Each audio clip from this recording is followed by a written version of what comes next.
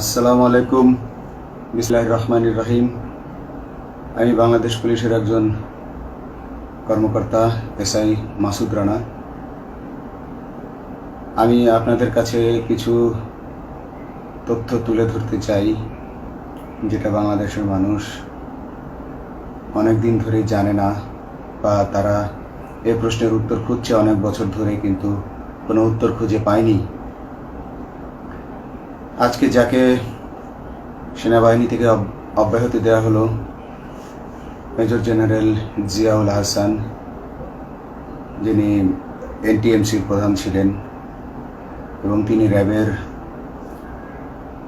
অতিরিক্ত পরিচালক ছিলেন। অতিরিক্ত পরিচালক অপারেশন। তিনি মেজর থাকতেই র্যাবে ছিলেন এবং বাংলাদেশে যত গুম খুন হয়েছে, বিএনপি সহ অন্যান্য যারা অ্যাক্টিভিস্ট, সেই গুম খুনের সাথে জড়িত এই জিয়াউল হাসান। অনেক নেতাদেরকেই র্যাবের কালো গাড়িতে করে সিভিলে ধরে আনা হতো, এনে র্যাব ওয়ানের গোপন আস্তানায় তাদেরকে আটক রাখা হতো। এরপর তাদেরকে সময় মতো অজ্ঞাত স্থানে নিয়ে তাদেরকে হত্যা করা হতো এবং অজ্ঞাত স্থানেই তাদের লাশ হয়তো নদীতে ডুবিয়ে দেওয়া হতো, নয়তো তাদেরকে দাফন করা হতো, নয়তো অ্যাসিডের মাধ্যমে তাদের লাশকে গলিয়ে দেওয়া হতো। আমি 2014 অক্টোবর থেকে 2017 ডিসেম্বর পর্যন্ত র্যাব সদর দপ্তরে কর্মরত ছিলাম। তখন র্যাবের ডিজি ছিলেন বেনজির, যিনি আজকে দেশের হাজার হাজার কোটি টাকা চুরি করে, পুলিশের হাজার হাজার কোটি টাকা চুরি করে পালিয়ে গেছেন বিদেশে। তো আমি দেখেছি অনেক মানুষকে কিভাবে অন্যায়ভাবে গ্রেফতার করে নিয়ে গুম করে রাখা হতো। আমি রিসেপশনে ডিউটি করতাম। গুম হয়ে যাওয়া মানুষের স্বজনেরা আমার কাছে আসতো, কিন্তু আমাদেরকে কঠোর নজরদারিতে রাখা হতো। সিসি ক্যামেরার আওতায় ছিলাম, তাদের সাথে আমরা ওভাবে কথা বলতে পারতাম না। তাদেরকে কোনো তথ্য দেওয়া নিষেধ ছিল আমাদের জন্য। কিন্তু তাদের স্বজনরা আসলে এসে যখন এখানে কান্না করতো, আমি নিজেকে ধরে রাখতে পারিনি। আমি অনেকের স্বজনকেই তাদের স্বজনের, গুম হয়ে যাওয়া স্বজনের পরিণতির কথা জানিয়ে দিতাম। বিশেষ করে যাদেরকে মেরে ফেলা হতো, খুন করা হতো, তাদেরকে আমি খারাপ সংবাদটা দিতাম না। কিন্তু যাদেরকে বন্দি করে রাখা হতো, যেমন বিএনপি নেতা সালাউদ্দিন আহমেদকে যখন অ্যারেস্ট করে আনা হলো, তিনি অ্যারেস্ট করার সময় ধস্তাধস্তিতে মাথায় আঘাত পেয়েছিলেন। তাকে র্যাব ওয়ানের গোপন কক্ষে আটক করে রাখা হয়েছিল দীর্ঘদিন। এরপর তাকে এক সময় ভারতে পাচার করে দিয়ে আসা হয়। তাকে অজ্ঞাত কারণে হত্যা করা হয়নি। তার ফ্যামিলি এসেছিল, তার স্ত্রী হাসিনা আহমেদ, তার ভাই গিয়াসউদ্দিন আহমেদ। ওনারা আমার কাছে বেশ কয়েকবার এসেছেন। আমি কয়েকদিন ওনাদের এই উদ্বেগ, উৎকণ্ঠা, আমার সামনে বসে কান্নাকাটি দেখে আমি থাকতে পারিনি। আমি ওনাদেরকে কৌশলে আমার ফোন নাম্বার দিয়ে আমি ওনাদের সাথে দেখা করে ওনাদেরকে জানিয়ে দিই যে সালাউদ্দিন সাহেবকে হত্যা করা হয়নি, উনি জীবিত আছেন এবং ওনাকে হত্যা করার সিদ্ধান্ত নেওয়া হয়নি। এই সিদ্ধান্তগুলো জেনে নিতেন তিনি হচ্ছেন বর্তমানে মেজর জেনারেল জিয়াউল হাসান, যাকে আজকে অব্যাহতি দেওয়া হয়েছে। শুধু অব্যাহতি যদি দেয়া হয়, তাকে যদি বিচারের মুখোমুখি করা না হয়, তাহলে এই আন্দোলনের, এই স্বাধীনতার কোনো মূল্য থাকবে না। আমি আজকে আর কাউকে ভয় পাই না। আমি আজকে বিশ্বাস করি যে আজকে আমাকে এই সত্য বলার জন্য কেউ গুম করে দিতে পারবে না, এই সত্য বলার জন্য কেউ আমাকে অ্যারেস্ট করবে না। সেই কারণে আমি বুকে সাহস নিয়ে আজকে কথাগুলো বলছি। আপনারা যারা বিএনপি নেতা ইলিয়াস আলীর অপেক্ষায় আছেন, তাদের জন্য দুঃখজনক সংবাদ। তাকে অনেক আগেই হত্যা করা হয়েছে।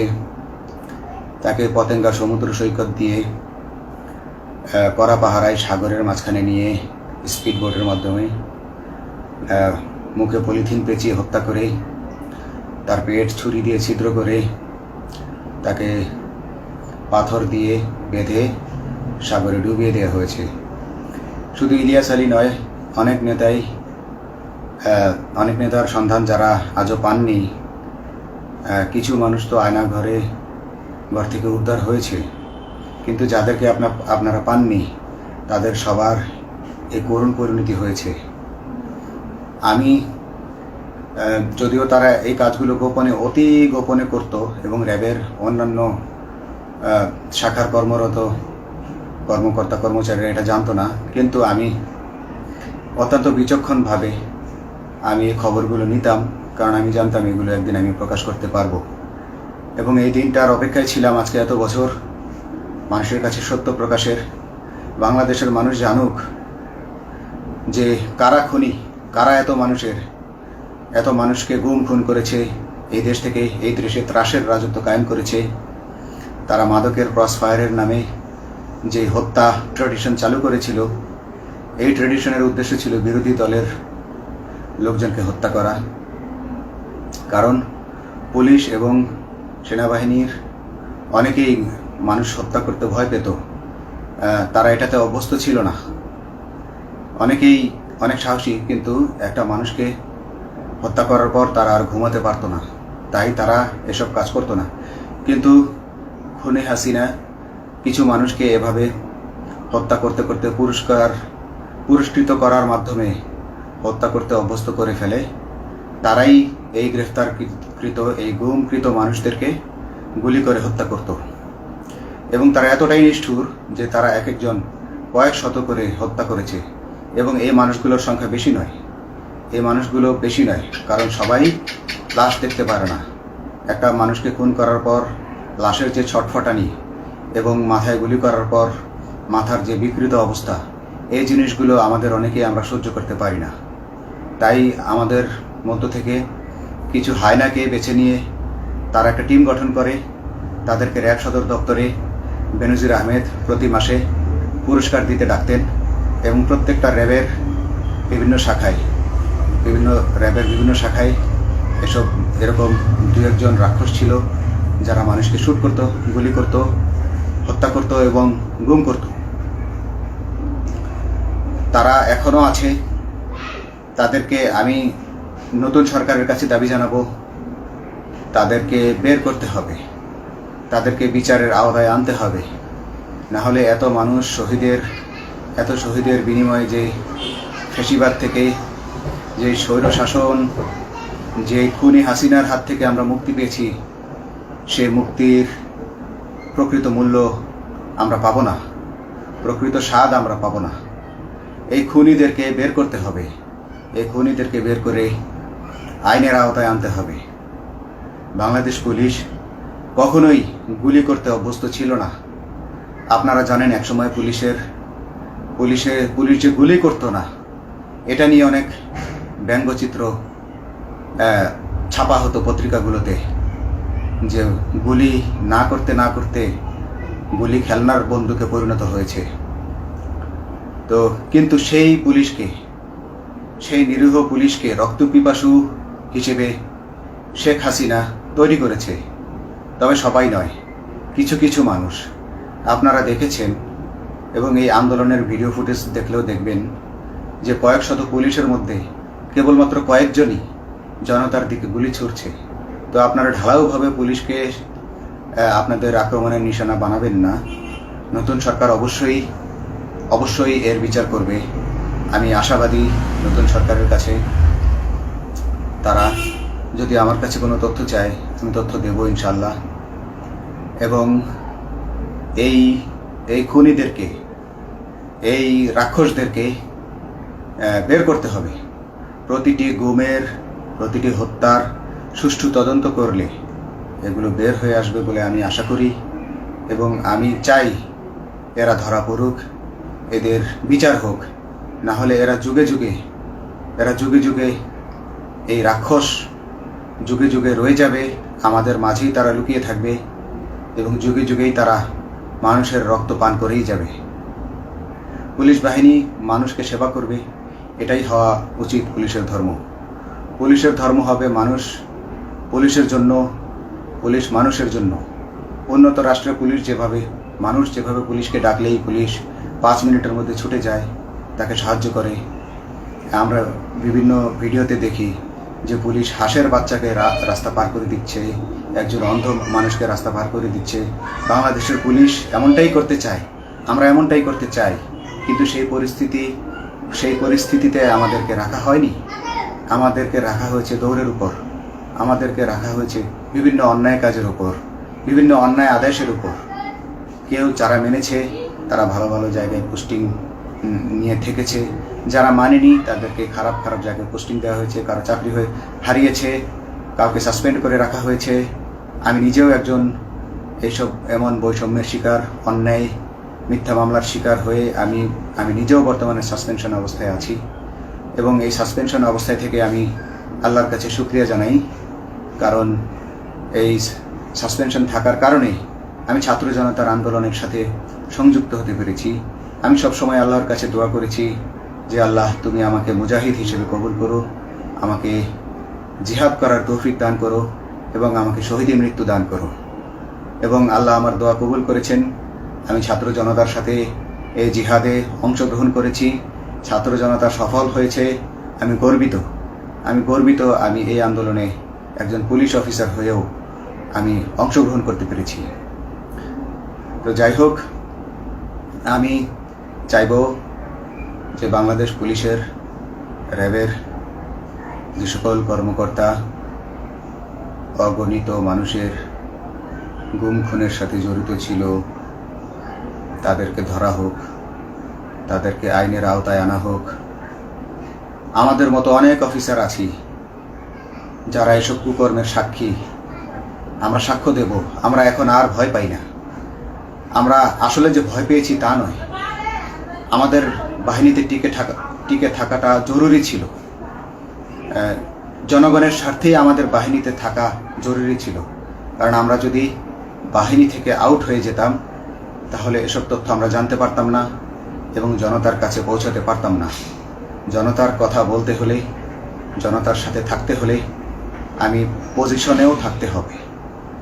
এই জন্য অনেক কিছুই প্রকাশ করিনি, কারণ আপনারা ভালো মতোই জানেন যে অনেক সেনাবাহিনীর মেজরকেও গুম করে দেওয়া হয়েছে যারা মুখ খুলেছে। আমি তো একজন সামান্য সাব ইন্সপেক্টর, আমাকে গুম করে দেওয়া তাদের 1 সেকেন্ডের ব্যাপার ছিল। তো আমি এখন বিশ্বাস করি যে এখন সেই দিন, সেই কালো মেঘ সরে গেছে আকাশ থেকে, আকাশ মুক্ত হয়েছে, এই দেশ জালিমের শাসন থেকে মুক্ত হয়েছে। আল্লাহ তাআলা আমাদের উপর রহমত বর্ষণ করেছে। অগণিত মুসলিমের দোয়া আল্লাহ তাআলা কবুল করেছেন, অগণিত 18 কোটি মানুষের দোয়া আল্লাহ কবুল করেছেন। তাহলে এইভাবে হঠাৎ করে 15 দিনের মধ্যে 15 বছর ধরে গড়ে ওঠা রাক্ষসের পতন ঘটা আল্লাহর রহমত ছাড়া এটা কখনোই সম্ভব হতো না। আমি আল্লাহর উপর ভরসা রেখে বলছি, আপনারা নতুন প্রশাসনকে ঢেলে সাজান, পুলিশ বাহিনীকে ঢেলে সাজান। এই সিস্টেমের মধ্যেই, পুলিশের এই সিস্টেমের মধ্যেই গণ্ডগোল আছে, নিয়োগের মধ্যে গণ্ডগোল আছে। আপনারা এই সিস্টেমগুলো পরিবর্তন করুন, আপনারা এই সিস্টেম পরিবর্তনে সাহায্য করুন এবং পুলিশ ডিপার্টমেন্টে যত ডিপার্টমেন্টাল পরীক্ষা আছে এগুলো তুলে দেন। এই ডিপার্টমেন্টাল পরীক্ষাগুলোর মাধ্যমে আমাদের ঊর্ধ্বতনরা আমাদের গলা সবসময় চিপে ধরে রাখে, ঠিক আছে? সেজন্য আমরা তাদের কাছে সবসময় আটকা থাকি। এজন্য আমরা অনেক কিছু বলতে পারি না, অন্যায়ের প্রতিবাদ করতে পারি না। তো এই সিস্টেম পরিবর্তন জরুরি। ডিপার্টমেন্টে কোনো পরীক্ষা থাকা যাবে না। কনস্টেবল হতে যারা একটা নির্দিষ্ট সময় পর তার বিভিন্ন কোর্স করানোর মাধ্যমে তার প্রমোশন হতে হবে। সাব ইন্সপেক্টরে ভর্তি হয়ে 5 বছর পর ইন্সপেক্টর হিসেবে পদোন্নতি পাবে, তার 5 বছর পর সহকারী পুলিশ সুপার হিসেবে পদোন্নতি পাবে। এভাবে আইন পরিবর্তন করতে হবে। তাদেরকে দক্ষ করে গড়ে তোলার জন্য বিশেষ কোর্সের আয়োজন করতে হবে এবং সৎভাবে বাঁচার জন্য সঠিক বেতন কাঠামো এবং ভালো কাজের জন্য পুরস্কার এর ব্যবস্থা করতে হবে। বিভিন্ন যে চোরাই মাল মাদক উদ্ধারের জন্য সেক্ষেত্রেও বিশেষ পুরস্কারের ব্যবস্থা থাকতে হবে এবং বাসস্থান এবং যানবাহন, পুলিশের যেই ব্যয়টা হয় সেটা হচ্ছে বাসস্থান এবং যানবাহন। পুলিশ আমরা নিজের বেতনের টাকা দিয়ে মোটরসাইকেল কিনে চাকরি করতে হয়, এই বিষয়টা যেন না করতে হয় এবং সরকারি বাসস্থান যদি আমাদেরকে দেওয়া হয় তবে আমরা বেতনের টাকা দিয়ে আমরা মানুষকে সেবা দিতে পারবো, সৎভাবে চলতে পারবো এবং দেশের মানুষকে সন্তুষ্ট করতে পারবো ইনশাআল্লাহ। তো আমি আপনাদেরকে প্রথমে যেই তথ্যগুলো দিয়েছি গুম খুনের বিষয়ে, আপনারা এই তথ্যগুলো অনুসন্ধান করুন, অনুসন্ধানে টিম গঠন করুন। প্রত্যেকটা গুম খুনের বিচার হতে হবে এই দেশে।